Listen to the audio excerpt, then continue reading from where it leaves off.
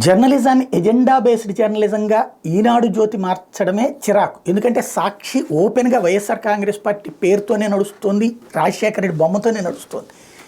ఇక్కడ వీళ్ళు తెలుగుదేశం బొమ్మ పెట్టుకుని, లేకపోతే చంద్రబాబు బొమ్మ పెట్టుకోవచ్చు, లేకపోతే లోకేష్ బొమ్మ పెట్టుకోవచ్చు. ఎందుకంటే ఎన్టీఆర్ బొమ్మ పెడితే అసహ్యం, ఎందుకంటే ఎన్టీఆర్ని అన్యాయం చేసినటువంటి వాళ్ళు కాబట్టి ఆ పేరు పెట్టుకుంటే కంటే కూడా చంద్రబాబు గారి పేరుతో నడుపుకోవచ్చు. కానీ అట్లా నడపకుండా జర్నలిజం అన్నటువంటి కథ నడుపుతా. చూడండి, నిన్న Kesineni Nani sitting MP YSR Congress party నుంచి, ఇదే తెలుగుదేశం పార్టీ నుంచి ఉన్నదే ముగ్గురు, ఆ ముగ్గురులో ఒక ఆయన యువతలకు వచ్చారు. అదే సందర్భంలో వైఎస్ఆర్ కాంగ్రెస్ పార్టీకి సంబంధించినటువంటి కర్నూలు ఎంపీ ఇటు పక్కకు వచ్చారు, అంటే రాజీనామా చేశారు. నెక్స్ట్ అది తెలుగుదేశంలో చేరతారు లేదనేది చూడాలి. ఇక్కడ పాయింట్ ఏంటంటే, ఇక్కడ ఈనాడు రాసుకొచ్చింది వార్త, బీసీలుగా మా బతుకులు ఇంతే.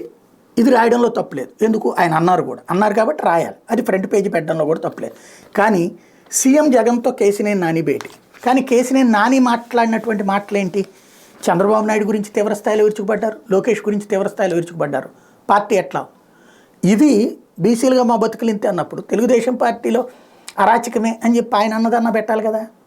బట్ అక్కడేం లేదు. అది తీసుకెళ్ళి లోపల పేజీల్లో ఓ 2 చిన్న కాలంలో వార్త, దానికి కౌంటర్గా దేవినేని ఉమా, బొద్దా వెంకన్న వీళ్ళందరి స్టేట్మెంట్, తిడతా స్టేట్మెంట్. అదే ఈయన విషయంలో పూర్తిగా వన్ సైడెడ్ వెర్షనే రాసుకొచ్చారు. ఇది ప్రస్తుతం ఆంధ్రప్రదేశ్లో నిజమైనటువంటి వార్తలైతే జనాలు చూడలేరు, అటో ఇటో చూడాల్సి వస్తుంది. న్యూట్రల్గా మాట్లాడే, లేకపోతే న్యూట్రల్గా రెండింటిని మాట్లాడుకుంటూ రెండింటిని విశ్లేషిస్తుంటే అందులో ఓ బురదేసేసేటటువంటి ప్రయత్నం చేస్తుంటారు. ఇదొక విచిత్రమైనటువంటి జబ్బు. ఓవరాల్గా చూసుకుంటే వైఎస్ఆర్ కాంగ్రెస్ పట్ల అసంతృప్తులు, ఇంకా రేపు సీట్లు రానటువంటి లిస్ట్, ఫైనల్ లిస్ట్ రిలీజ్ అయ్యాక ఇంకా కొంతమంది బయటికి వెళ్తారు, వాళ్ళు విమర్శిస్తారు. అదే సందర్భంలో తెలుగుదేశం పార్టీ నుంచి రేపు పొద్దున సీట్లు ఫైనల్ అయ్యాక జనసేనతో అక్కడ విమర్శలు ఉంటాయి. అవి కామన్గా జరిగిపోతాయి.